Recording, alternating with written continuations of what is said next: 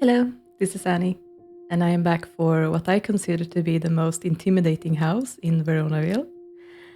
And as you saw here in the first few images, I had this issue surrounding the Summerdream lot that I actually have never experienced before.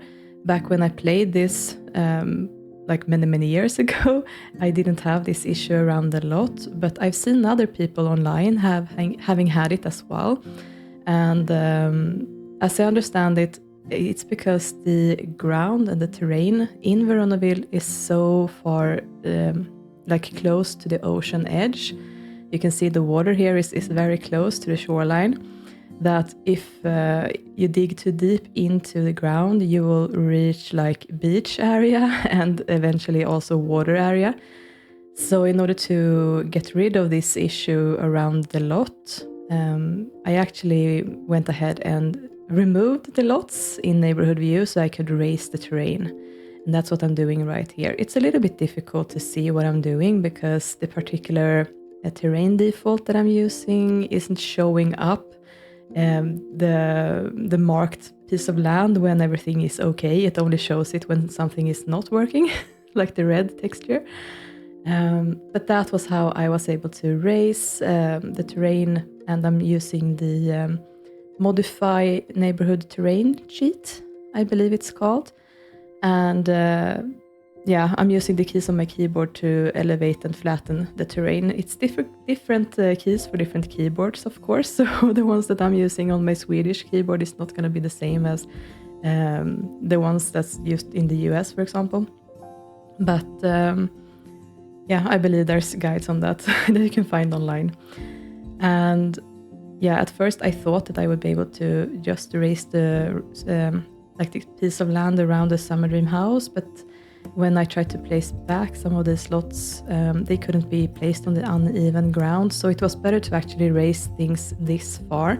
I was considering also raising it around the Cap mansion, but in the end I didn't feel like it was necessary, and it would just be too much of a hassle because I've also worked quite a lot with the fields around the mansion to get those looking nice. So I thought that this was good enough. I think I only raised it with like one click, and that was good enough. So there wasn't really a dramatic change that was needed for this to work.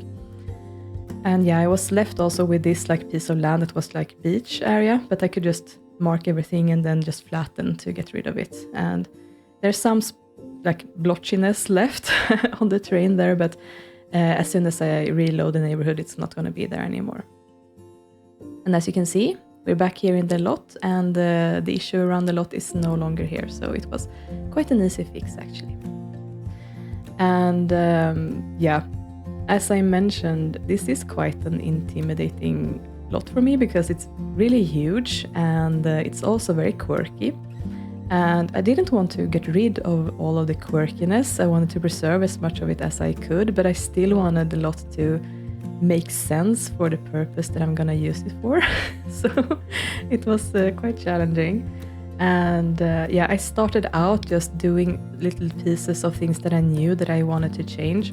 For example, I knew that I wanted to remove the terrain paint, so that was the first thing that I did.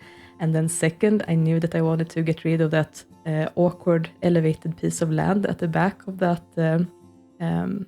like the stage. So I got rid of that as well. And I just tried to take it very slowly in little bits and pieces. Like I could find a little bit of something here, a little bit of something there, and not try to tackle everything at once, if that makes sense. And having played this lot quite a lot in the past, I do recall a bunch of routing issues that I've had. The main one being that when the Sims returned from school or from work, they preferred to walk around the left side of the house to the back in order to enter the house, rather than going to this front entrance of the house.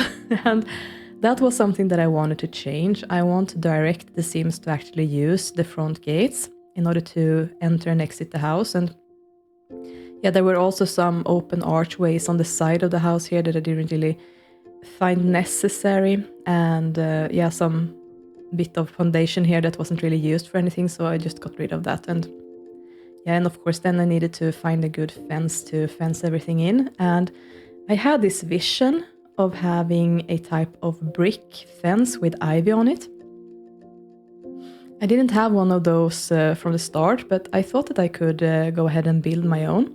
So that's what I did here. I found the fence that I wanted to use, and it's actually one of the base game ones that looked the best to me. And then I have some pieces of ivy that I'm gonna be covering in it. So I'm gonna go ahead and do that in 2 different sections here. But as I mentioned, I started in doing one little bit of this and just focusing on that to not get overwhelmed. So I just started here with the front of the house. That was gonna be the front entrance. And I guess my mind immediately goes to where's the car gonna go whenever I start building lots at this point. So this is where I placed down a parking slot. I couldn't really imagine that the Summerdream family has a lot of use of cars. I have a lot of ideas for them. I'm gonna get to that later. But I didn't really find it necessary to put in a bunch of parking spaces here for more than one car. So yeah, I just put one down, and I had to do the same trick here that I did at the Cap Mansion, that I placed down the parking slot and then used the constraint floor elevation sheet to flatten the ground to the correct level, deleted the driveway, and then hit undo to get it back in the correct position. That was the only way that I could get it to actually sit a bit further down than the road is. And I went ahead and used terrain paint here for the stonework, and I think that this works really, really well with the Summerdream lot. I wanted this lot to feel a little bit like a fantasy land, I guess, or like a foresty area. I've actually gone ahead and watched A Midsummer Night's Dream in preparation for this, and oh boy, do I have a lot of ideas coming from that. So of course I drew some inspiration from watching that movie with the fantasy theme and the wild forest theme, of course, and a lot of flowers and fairy things, if that makes sense. So it felt natural to put in things like, purple rose bushes and things that, look a bit more mystical. And, well, having watched that movie, I came out of it not really sure what to do with it and how to interpret it for The Sims 2, because it's just so different from how the Summerdream family is portrayed, I feel like. Take maybe the biggest difference is the character that they made for Bottom. In the Shakespearean story, Bottom is, I think, a middle-aged man who is like a wannabe theater artist, like an actor, but he's a bit too flamboyant and people make fun of him. And then he eventually ends up getting lost in the forest and is turned into like a mixture of a donkey and a man. And then the fairy Titania is tricked into falling in love with him. And I have struggled to find the connection with this cute little child that is Bottom in The Sims 2. Like, where is that? And the only thing that I could accept, or what I could think of, is the connection to theater, I guess. So I'm gonna make Bottom into kind of a theater kid, I guess you could say. And a big part of how that is going to work is the way that I have decided to use this house for gameplay and how I designed it now building it. I'm gonna show you that a bit later, but I haven't always thought of it this way, but I think something happened a few years ago that I just sort of started to view this house with different eyes. But I kind of realized that the back of the house, like the party area, looks like a stage.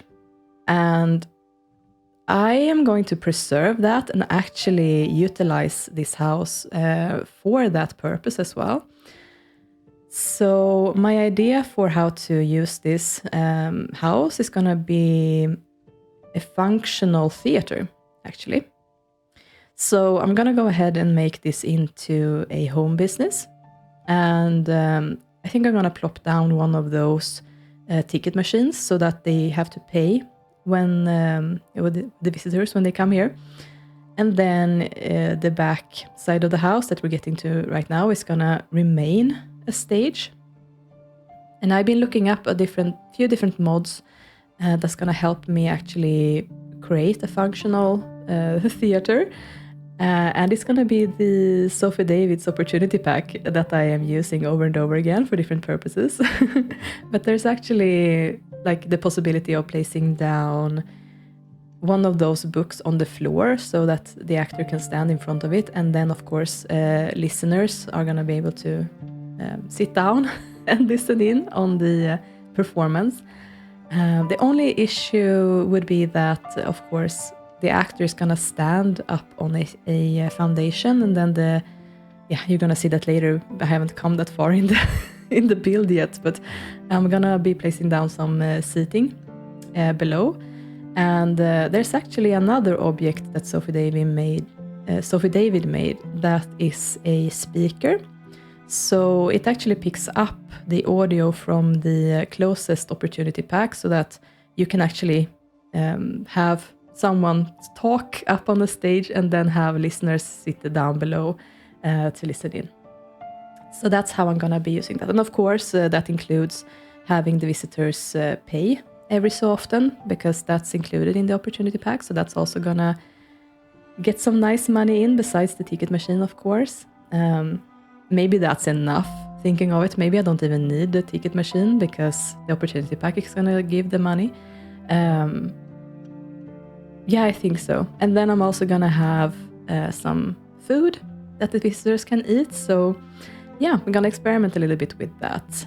So that's sort of the idea I had, mainly because of how the house is designed, but also, of course, because of Bottom's story. But then also additionally to that, I also tried to consider what Oberon and Titania's careers would be like.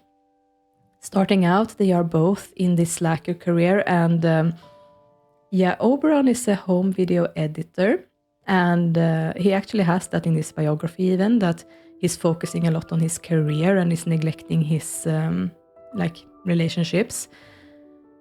And I think that checks out. I can definitely see Oberon as an editor or a scriptwriter or something like that. Like, he's working behind the scenes. But then Titania is working as a party DJ, and I can't see that at all. I don't know how that works. But on the other hand, that is also kind of performing arts. So my idea for Titania is that she is the performer here, the actor, and that Oberon is writing the scripts and so on. And eventually that Bottom is also going to be part of the acting part of this. And then, of course, we also have Puck, who is in this story like a trickster, I guess you could say. He is Oberon's lackey. He is the one who is carrying out the trickery with, he's using some sort of flower and drops from the flower nectar onto people's eyes to make them fall in love with the first person that they see. And that is sort of part of the whole, what goes wrong in the story and the intrigue and everything. But besides that, Puck isn't really doing all of that for himself. He's just doing it on Oberon's orders. So I've been thinking like how to work with his character as well. And yeah, I'm thinking that he might be more part of the other side of this than the theater part of it. And yeah, I did mention in the first of these speed build videos that I have been hesitating to start out Veronaville because I didn't know what to do about the Summerdream family. And that it was an idea for what to do with them that actually had me starting doing this. And that idea wasn't the theater, actually. The idea I had was sort of a fantasy-themed idea of how everything is working with the adopting children part of this. And I guess my idea came from thinking about like folk stories and mainly the story about changelings. So in mythology, changelings are like, I guess, witches' babies or something like that are changed out for the parents' real children. And then they grow up like a cuckoo in the cuckoo's nest, I guess, or in a bird's nest. And my idea for that is that Titania and Oberon are gonna be a bit more of like seductive romance sims than they might be portrayed as like from the start. I think that Titania is a family sim and Oberon might be knowledge, if I recall correctly. But I'm gonna play them out sort of like romance sims, I guess, and I want the two of them to seduce other sims in the neighborhood. And I'm thinking that they have some sort of mystical powers. I'm not gonna go full out fantasy fairy style, like with wings and them flying around and things like that, and outright magic. But I do want them to have a sort of fantastical vibe to them and some fantasy themes. So I'm thinking that they're gonna be like, they have some sort of seductive powers that makes it very easy for them to get what they want romantically and that they can manipulate other sims in different ways.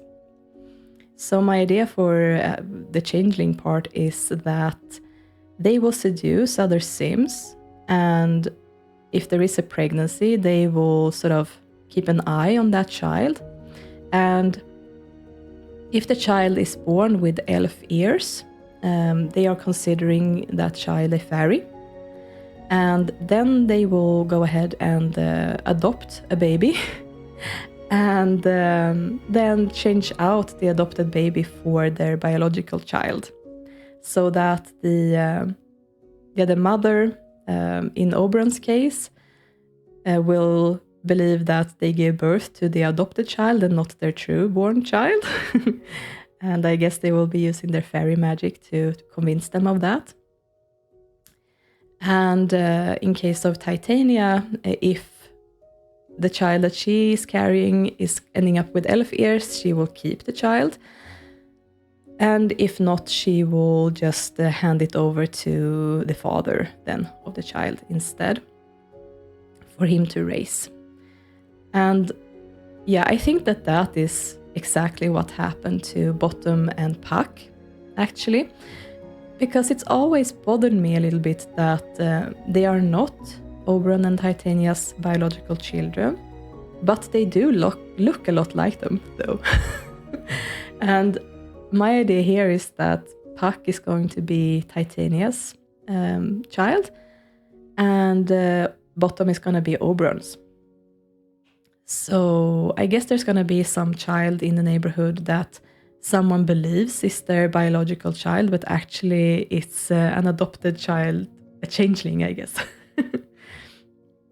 I mean, technically the story of a changeling is kind of the other way around, But that's what I drew inspiration from.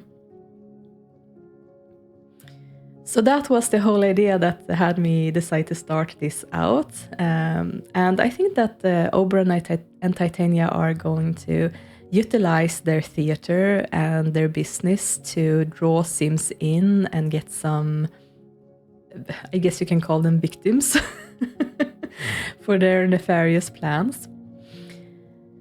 And yeah, maybe get them drunk on something. I don't know exactly how that will work, but maybe, yeah, I'm probably gonna be using some cheats to just get the Sims to accept their advances if they're not accepting it at once.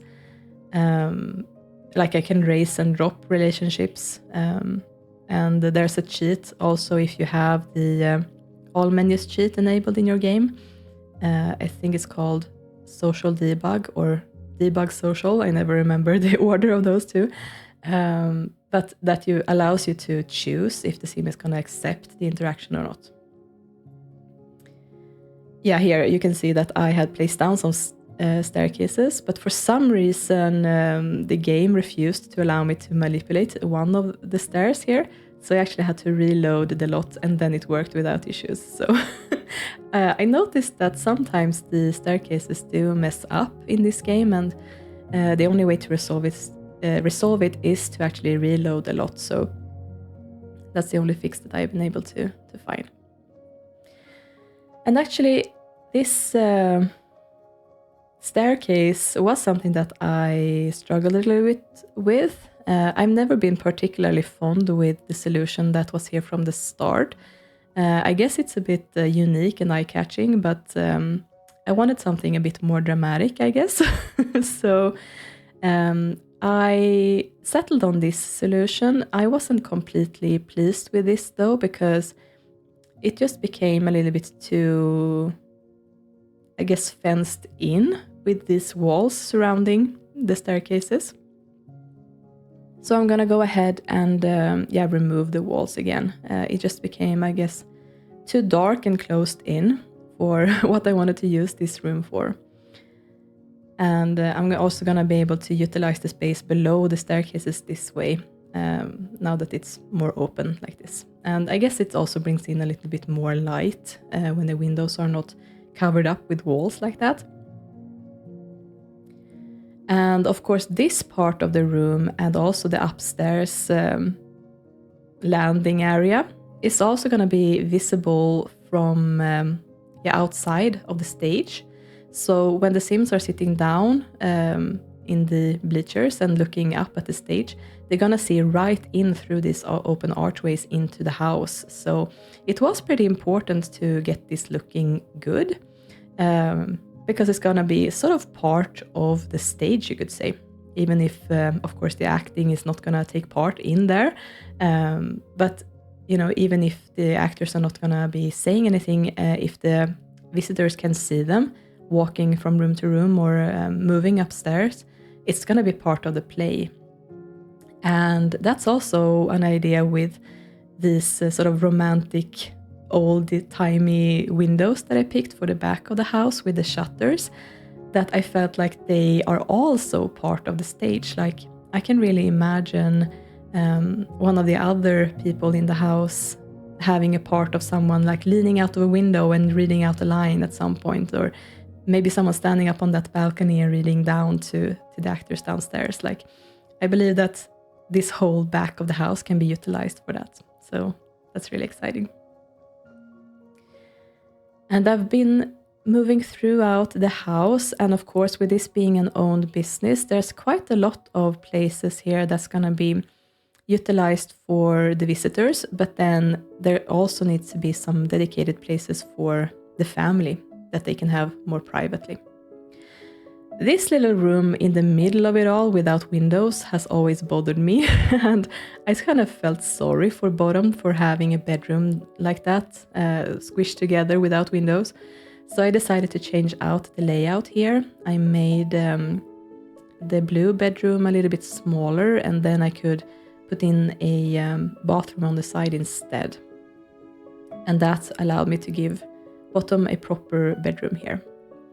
Now, this blue bedroom I have utilized mostly for Puck, actually, as I was growing up, because playing this as a young teenager and later on young adult, it just felt natural to have Titania and Oberon just be a couple and sleep in the same bed. But, you know, with the story that I'm going for this time, and also sort of reading their biographies and looking at their relationships, I don't believe that they start out being in love. And the story is that the player can go any way they want with it, really. And yeah, I'm gonna use these two big bedrooms for having Titania and Oberon having one each. And that also actually ties together with the story in the Midsummer Night's Dream. Because, yeah, Oberon and Titania, the fairies, they are not living together. Titania actually has like her own, I guess, kingdom, you could say, with her own servants and everything, and her own cradle that she's sleeping in at night. And then Oberon is somewhere else completely.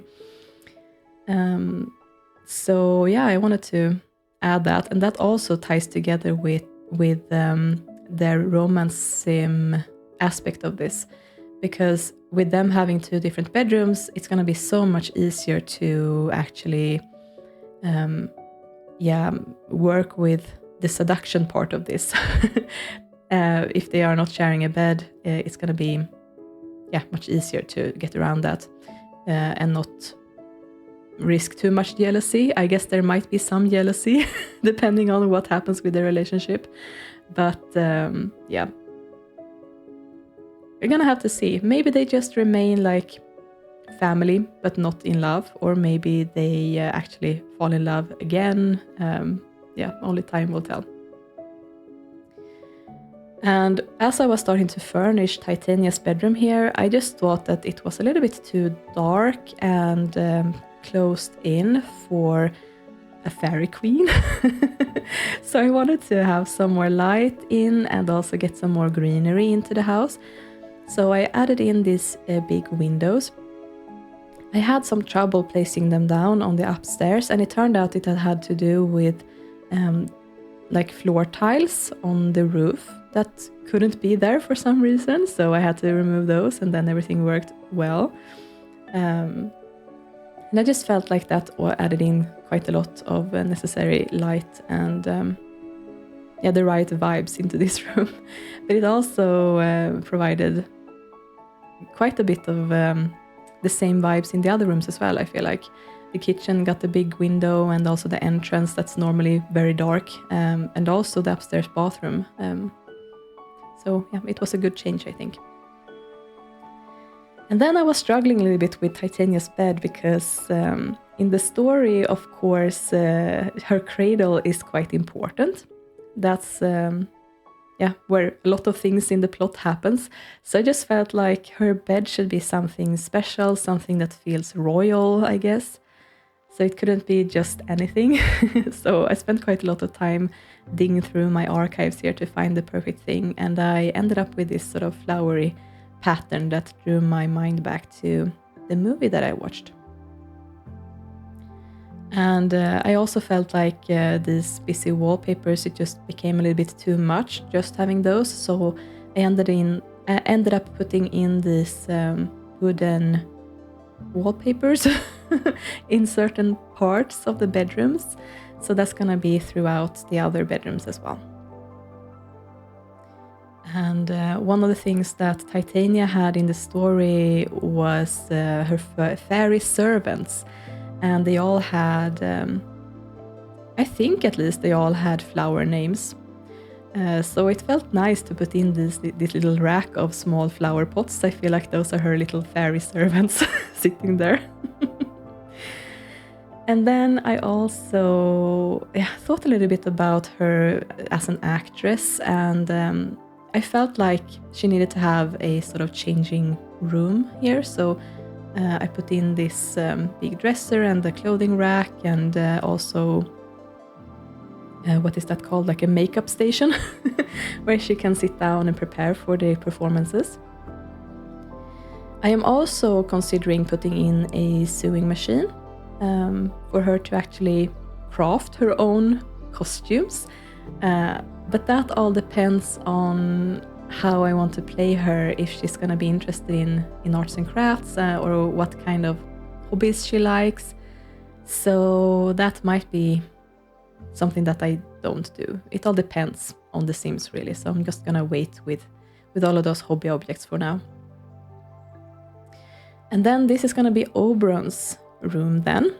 And yeah, I didn't get as strong of an impression of what his kingdom is like in the movie. I don't know if that's different in different interpretations maybe, but he was mostly just sitting around in different parts of the forest in the movie that I watched.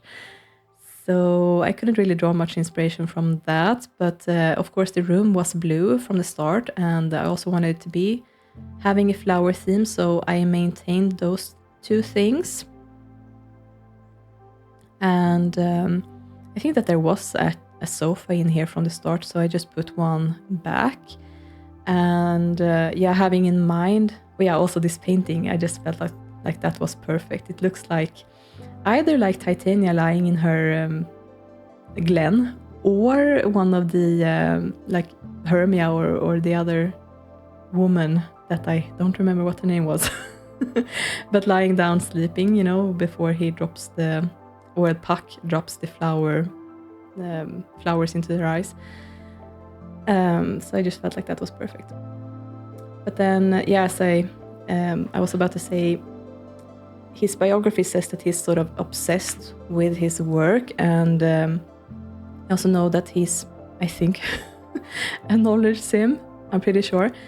So it made sense to put in some bookshelves and things in his room. I feel like he's someone who like enjoys his alone time a bit more, and spends time reading in his room. I can really see that happening. And then I moved on to Bottom's bedroom, and I didn't really put in too many like characteristic things in here. I think my mind normally just goes to gameplay when I'm furnishing children's rooms nowadays, because I know that I need them to have certain things. So I always put down like their bed, their wardrobe, their desk, those things that just needs to be there for gameplay. But then, of course, Bottom's room had some toys in it from the start, so I maintained that as well and decided to put in a dollhouse and a toy box as well. Yeah, so she still has some childish stuff in here, but of course I think she's fairly close to aging into a teenager, if I don't misremember. So this room might change quite soon for her. And then this room became Puck's room, and this room had this feature from the start that it had a bed sort of in the middle and then two bedside tables on each side. And at first I thought I should maintain that, but then it looked a little bit ridiculous to put two of them in there, so I went ahead and put in a bookshelf instead. And then, of course, the colors didn't really match with what I had already put in, so I decided to go for something completely different instead. But yeah. And I actually found this desk that I have sort of had at the back of my mind that I have, but I haven't really been sure where to use it. And this was actually the perfect room for it, so yeah, I was happy to be able to utilize that. And then, of course, I don't really have much ideas for Puck's character either yet. That's all gonna depend on how I start to play him. Besides the sort of the trickster romantic part of it. I don't think I went into what I want to do with Puck. I think I just went into Titania and Oberon. But I think that he is more part of their romantic schemes than he's part of the theater. And I'm thinking that he might be scouting out potential Sims to use. Or like he's I don't know exactly what to do about it, but I feel like his romance with Hermia is a little bit nefarious for some reason. Like he might have manipulated her into it, possibly. And what makes me say that is that, of course, in the Midsummer Night's Dream story, there's a lot of trickery going around with what I guess you could consider a love potion. And Hermia is, at the start of it all, in love with a man called Lysander. And there's no sim in Veronaville named that, but I'm considering like if maybe I want to, depending on if she finds like a townie that she finds really attractive, or how I want to do it. But it would be nice to actually have a Lysander character in the story that she could actually have as a true soulmate. But then Puck has actually used his fairy powers to ensnare her. And that's why they are a couple at the start of this, but that might not be the case long term. And I think that also ties together with the backstory for Puck, because I think it's in the family biography, it says something like, will there be any romance left for Puck? And I feel like that is going to be like part of the story of his life, because he's going to, of course, struggle with the fact that he's surrounded by humans and he's a fairy. And how do you find a soulmate who can't really connect to that big part of your life? So I don't think that Hermia is going to be the long time goal for him, but I don't know who will be. So that's going to be really exciting to play out when I actually get to sit down and play with these Sims. So as you can hear, a lot of ideas for this family, but I'm excited to try things out and see how things run here. And speaking of the changeling part of this, one of the things that I have been considering for how this will work has been to add in a mod that makes the baby faces actually appear as they will look when they are older.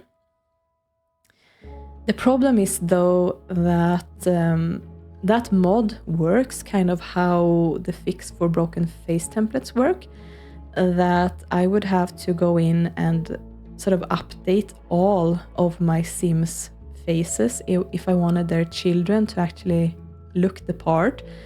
Of course, I could do that here at the start of Veronaville without issue, but if I wanted to add in that mod and have it appear in all of my neighborhoods, as you might know, I have hundreds upon hundreds of active Sims at this point in 4 different neighborhoods. It would just be too much work, and I decided against it. So instead, what I'm gonna do is wait until the baby is a toddler. Then I can take a look at the ears, and if they have elf ears, then I can go into the Summerdream lot, have them adopt a baby. I think that I still want it to be a baby and not a toddler, because the babies are created by blending 2 random townies' appearances together, and that creates more unique looking Sims than what they would be if they just adopted a toddler, because I am 99% sure that the children and toddlers and teenagers, anything like older than babies, are just gonna be one of the basic face templates. I think, unless there's some pre-made adoptable children in the neighborhoods that I don't know about. I actually tried to Google for that, but I didn't get any results. So if you know how that works, please feel free to let me know in the comments. But yeah, so I'm still gonna use the babies, I think, to get more unique appearances. And then kind of immediately age them up so that their ages match with the child that they're gonna change it out for. And then just go into the mother's household and use the sim blender to disconnect her baby from her family tree and from the relationship panel, and then instead connect the adopted child to her. And that's how that's gonna work, probably. I've noticed that the sim blender works well with connecting all relationships except for siblings, though. So if I have to connect siblings, of course, I'm gonna have to go into SimPE to fix that. But that was sort of my idea for how to do that. And I don't think that I'm gonna do that a lot because I don't want to overpopulate the town with fairies either. Of course, Titania and Oberon already have one child each. I feel like Puck is probably Titania's child and Bottom is probably Oberon's. So they already have one sort of heir each, so they don't necessarily need more children, but I think it would be nice to have one or two more just to get that gameplay part of it all in. And then I'm thinking that possibly Puck might be keeping up tradition or maybe one of the new children that they will potentially have down the line. And I've been working through the different rooms here and I've gotten to the kitchen. Amusingly enough, I am kind of using the same kind of kitchen cabinets and everything in all of these 3 base game houses, despite how different they all look to each other. There was something about this wooden color and these sort of expensive looking cabinets that just spoke to me, I guess. So I'm just reusing those in the different houses, but somehow it all looks very different from each other anyway. So yeah, I think it's fine actually. And this wallpaper is actually a recolor of the one that was here from the start in just of a more muted, not as hurting your eyes, bright red color. So yeah, that was quite nice to get to put this one in. And I actually also maintained the same dining room chairs with these red stripes, just a recolor on the wood to make it blend in better with the other furniture here. And then the way that I place down the counters and the islands here, they are sort of blending in with each other, and that creates this little part of the counter space that is flickering a little bit when I move the camera around. So I decided to put down a huge flower here just to cover that part up, so it's not as eye-catching that the counter space is flickering. And then I wanted to put in this really impressive sink into the kitchen as well, but for some reason that wasn't recognized as a counter, so it didn't want to snap together in the corner there, so I had to rearrange things a little bit here. And I think this works maybe even better than what I had from the start, so that was all good. And this kitchen is gonna be part of what is gonna be considered the private space for the family in this house. And I'm gonna use doors to restrict where the visitors can go, and also fences and gates actually. So you can see these doors leading into the kitchen from 2 ways. Those are gonna be like locked with allow household only, so that no visitors are gonna wander in there. Of course, the entrance and everything, and this huge room that I'm working on right now is going to be available for visitors. And this is actually going to be sort of a dining hall, because as I mentioned, I want the visitors to have some food to eat while they're here as well. So it's going to be they're going to get like a dinner and show when they come to the Summerdream Theater.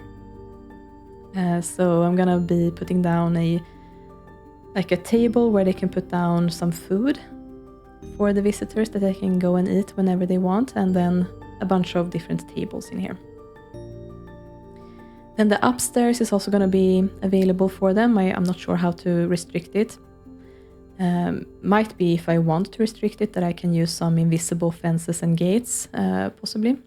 And then the upstairs with the small hallways, I actually put in double doors there that I can also lock for family only, so that the bedrooms and the upstairs bathrooms are only usable for the family here.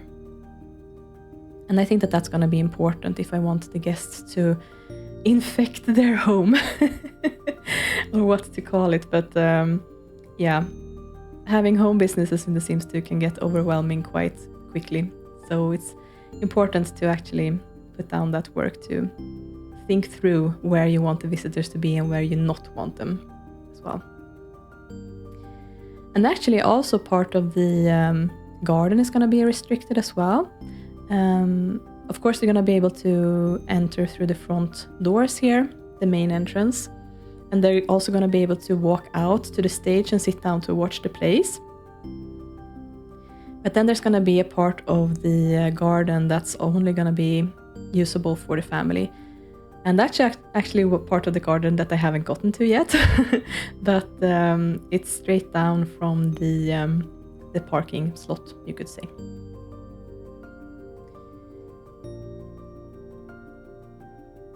And then I took a look here at the back of this raised seating area. Not sure what to do with it, but then I remember that when you start up the Summerdream household, the first thing that happens is that there's a party going on. And when I think about parties, of course, I think about dancing. And also, Midsummer Night's Dream is like a story about, I guess, midsummer. And that's something that we celebrate in Sweden with dancing, actually. And you can often see these raised platforms that's used for dancing. And often we place down maypoles in the middle of them and we dance around the maypoles. So that was why I had that idea for the raised dancing area there. That, yeah, that's going to be something that they can utilize for that. And also sort of when I'm thinking about fairies and fairy queens, fairy kings, for some reason I have this vision of two fairies dancing, like floating in the middle of the air and dancing together. I think that might be coming from some sort of a children's movie that I watched as a young child, and that's left an impression. But for some reason I connect fairies together with dancing. So, and this part of the lot looked a little bit empty, so I went ahead and put down a little decorative pond. And this is also where I'm gonna be placing down one of those fountain heads as well. That's gonna give a little bit more detail to this.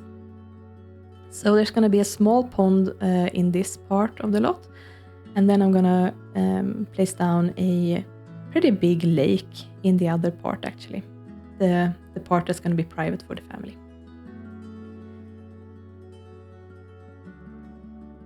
So I used these sort of purplish lily pads here as well, because I think I mentioned that in the Cap mansion as well, but they just makes me think about fantasy for some reason. So yeah, that's carried throughout here.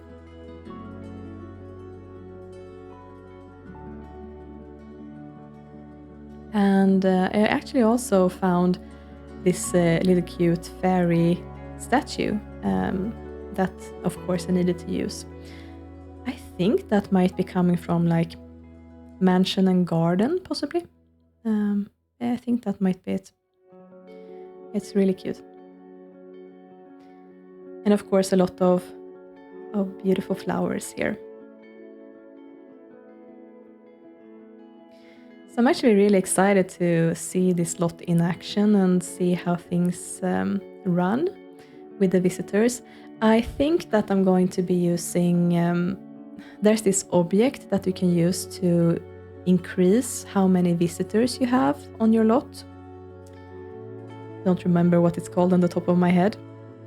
But I think that having a lot of visitors is gonna be suitable for this kind of lot, because I want the stage area and the theater part to fill out, if that makes sense.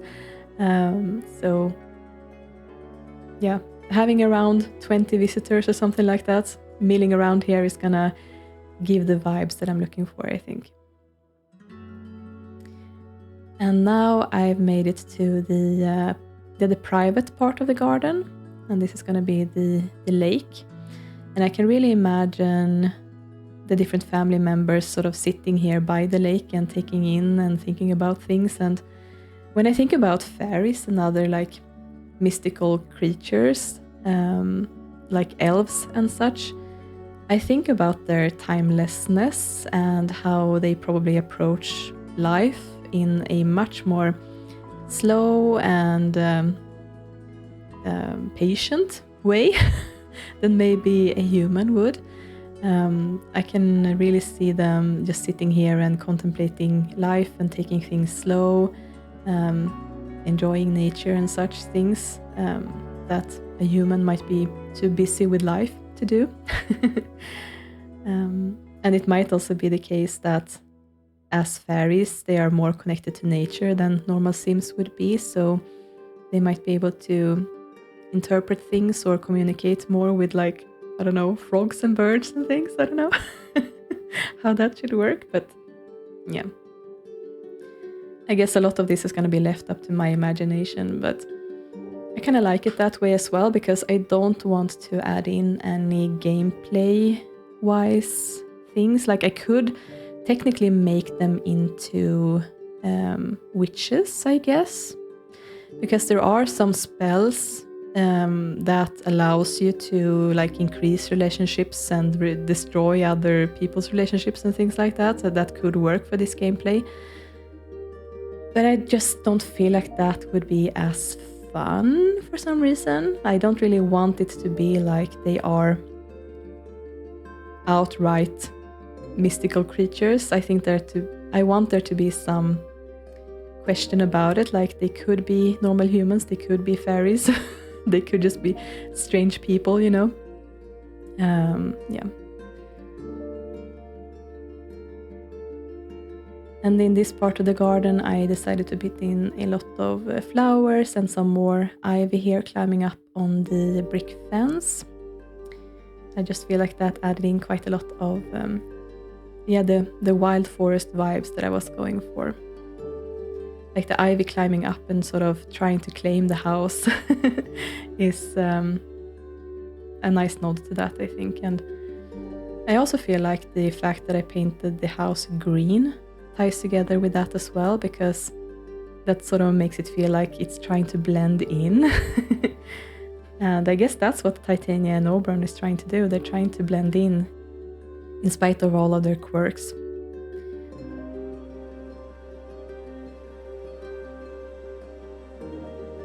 It's actually quite interesting because I could really see this kind of family moving in this kind of place, because that's sort of what happened back where I grew up. My best friend in like middle school and high school actually moved into the small town that I was living in with her family, and they actually put up a theater at their house. So yeah, I guess this build also drew back some nostalgic feelings to back at that time. And the two of us actually had our first, well, at least I had my first experience with The Sims 2 playing together with her. So I guess some nostalgia is coming from that as well. I remember it being like an adventure or something going down into her basement, because they had all of the stage costumes like stacked up on racks, and it was this huge basement full of clothes and props and things. It was really amazing to walk through all of that. And yeah, I guess the Summerdream family would have something similar as well. yeah, I keep running out of money here because despite having this huge house, the Summerdreams don't really have that much money to start. So I've had to cheat them more money quite a few times here. But I think that's fine. In the end of it all, when I'm done, they are left with, I think, just around 1,000 simoleons. And I think that's a pretty good starting point for starting to run their business. And I do believe that they will be racking in money quite quickly because the opportunity pack is quite good for that, especially if I'm gonna be having more visitors than I normally would in a business lot. And the lights, of course, were quite important around the stage because I wanted to light up the actors and the stage at night.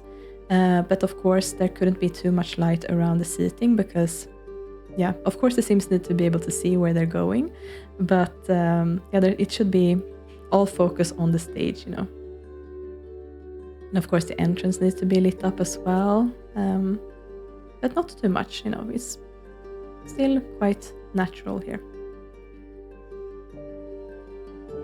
And I actually think that is getting closer here to being finished. I did put in an invisible fence on the side there, and that is to just further prevent the Sims from wanting to, for whatever reason, want to go around the house, just in case, you know, because I know the Sims, I know what they want and I know how they think, and I'm sure that if I leave the option open, they will be starting to go around the house.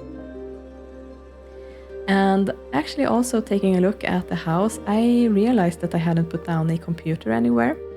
And I remember that in Oberon's room there actually was a computer from the start. So that's where I went ahead and placed it down. And that also ties together with him being maybe a screenwriter then, that he's sitting in his room and preparing for the performances. And this is the finished lot. So yeah, I was actually so relieved to get this done because, as I said, this lot is quite intimidating to start with. But you know, many rivers, how do you even say that in English? If you just work a little bit, a little by little, you will get there eventually. Yeah, so I was happy to get this done, and I was happy with the results as well. I feel like it did carry on the fantastical fairy vibe, even though it still looks like a realistic house, you know? And I was also pleased to be able to utilize the stage for something that's actually gonna be working and gonna allow the Sims here to have jobs but not have to leave their lot to go to work. So I think that's gonna be fun to explore. So yeah, now I have actually completed the pre-made houses that's here, and next is gonna be placing down families from the family bin. So yeah, I hope you enjoyed this. Thank you for watching, and I will see you next time. Take care. Bye.